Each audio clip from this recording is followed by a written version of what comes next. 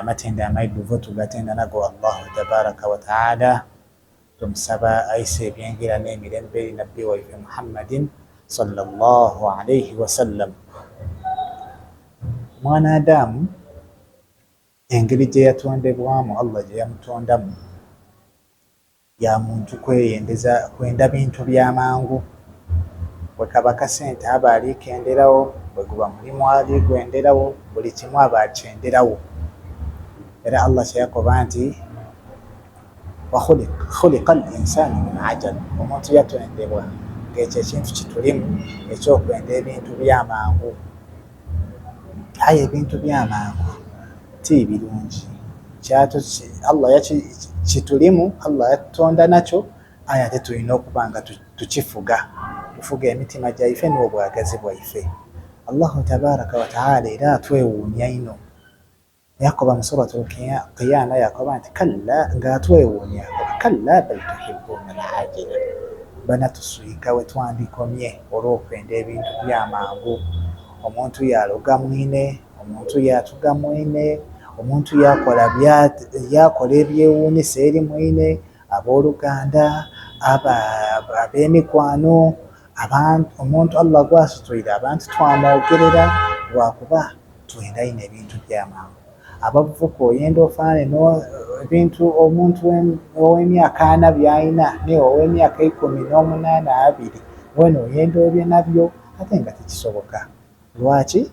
Lwakuba kintu kiri Allah kyeyatutonderamu ekyokwenda ebintu byamangu. Eduniya eno Allah mu Qur'an yagyeta al-ajila, ekintu ekiwaawo mangu. Kyova obona fena ate kabiri tukirulunkanira olw'okukyenda.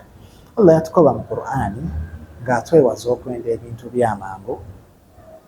Mu suratul Isra yatukoba nti man kana yuridu al-ajilata ajjalna lahu fiha ma nasha'u liman nurid thumma ja'alna lahu jahannama yaslaha madhmuman madhura. Allah atukoba mu suratul Isra mu aya eyo nti omuntu yenna ayenda ebyamangu, omuntu yenna ayenda ebyamangu nga ebintu by'obyendera ku speed. Bw'oyaba motoka ogyegombera era idde ogenda, bwekuba kuzimba okwegombera era idde oyenda ozimba obe n'ekizimbe. Abantu abalina ebizimbe, abantu bakoleire emyaka, oli kubyendererawo mu ddakiika obe nabyo idde. Osabye Allah olwaleero eduwa oli kwenda idde etuukirirewo mu bwangu, aye nga togumiikirizaako, totayirewo na asbaabu, aye oli kwenda nga bw'obisabye olwaleero enkyo bibeewo. Allah nkusaba ompe Range Rover, idde oli kwenda obe nayo. Allah nkusaba ompe enumba eti, enkyo oyenda obe nayo. Ozira bugumiikiriza bw'okoze, tokola nakukola sebo otyama butyame, ayo oyenda sebo. Allah abikukolere bibeewo ddakiika ndala. Allah atukobye nti ekyo ekintu ate kabiri kyatusindika ku kintu ekinene ekyokuba nga tujja kufuuka abayibi, tufuuka abatemu, tufuuka abakuba abantu okubatoola ku ebyabwe kuba twenda tutuuke ku bye balina. Allah atukoba mu Qur'ani yayogerako ku bantu abenda ebintu byamangu nti man kana yuridu al-ajilata, omuntu yenna omutima gwe gubanga gwegema kwenda ebintu ebyamangu ku duniya kuno, obe nabyo mangu nga bw'obisabye olwaleero idde obye nabyo, nga mwino Allah bw'abimuwaire olwaleero weena olowooze nti magezi ge weena ekyo oyenda obye nabyo. Man kana yuridu al-ajilata ajjalna lahu fiha ma nasha'u liman nurid. Allah abanguyiriza. Allah akobye nti buli muntu ayenda ebyangu ebya supiidi, Allah amuteeramu obwangu yamwanguyiriza. Twabona omwana wa myaka 15, myaka 2, aye ebizimbe byalina, amamotoka g'alina, Allahu akbar, nga bya muntu wa myaka 5+. Mwakutula amadiiru ge mukutula eyo, gaabitamu, Allah yabayigulirawo. Allah akobye nti ajjalna lahu fiha ma nasha'u liman nurid. Ife abamuteereirewo obwangu, byayenda mu bwangu twabimuwa.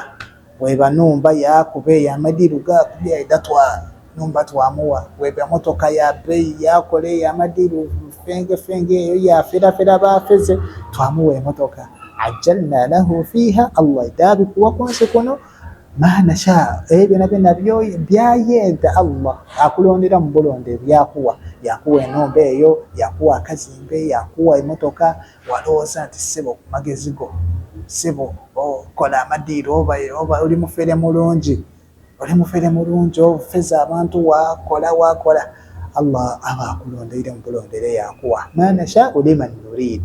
Allah yamaliriza aya yakoba nti thumma ja'alna lahu jahannam oluvannyuma Allah tabaraka wa taala ajakugemaku inna akhdahu qawiyyun alimun shadid. Olugema lwa Allah tabaraka wa taala lwagema ku muntu luzitowa lunene lwamaani qawiyyun shadid. Allah jakugemaku Allah jakugemaku era Allah tabaraka wa taala thumma ja'alna lahu jahannam ajakwingiza mu muliro gwe jahannama yaslaha mazmuman madhura ojja kubaayo emirembe n'emirembe weeyiduse bye wakolanga weeyiduse okuba nti abantu wabanaganga weeyiduse ebintu bye wayendanga mu supiidi nga Allah tabaraka wa taala amaze okuleeta adhaabu ye kugemyeku ng'ozirawoyira. So banamakubiriza nga senatyereseeyo nyuma tube bagumiikiriza mu buli kimu, tube bagumiikiriza mu nduwadde tusaba, tube bagumiikiriza mu mirimu gyaife, tube bagumiikiriza eri ebyobugagga bannaife Allah byaba abawaire, tube bagumiikiriza ku buli kimu bwetulidde okuba nga tufune obulungi wano ku nsi ne ku lunaku olw'enkomerero. Tuleke kululunkanira ino bintu bya supiidi. Ebintu bya supiidi biyita nga biziramu baraka ate byayita nabufere byayita na kumpanya byayita na bintu bitasiimisa Allahu tabaraka wa taala. So mbakubiriza nga senatyereseeyo einuma tuba abasiraamu ab'endawulo, tuba abasiraamu abenda Allahu tabaraka wa taala, tuba abasiraamu abagumiikiriza n'okugera kwa Allahu tabaraka wa taala. Akaseera kaife we kanaaba katuuse Allah idda kubanga atuwa rizqi yusabbu alayna al-ajra sabba sayusabbu alayna rizqa sabba li ajli sabr. Kasitobanga oli mugumiikiriza Allah empeera adda kufukirira bufukirire. Tube bagumiikiriza ebintu ebyamangu tubyetoolemu Allah idda kubanga atuwa. Subhanaka Allahumma wa bihamdik nashhadu an la ilaha illa ant nastaghfiruka wa natubu ilayhi. Wassalamu alaykum wa rahmatullahi wa barakatuh.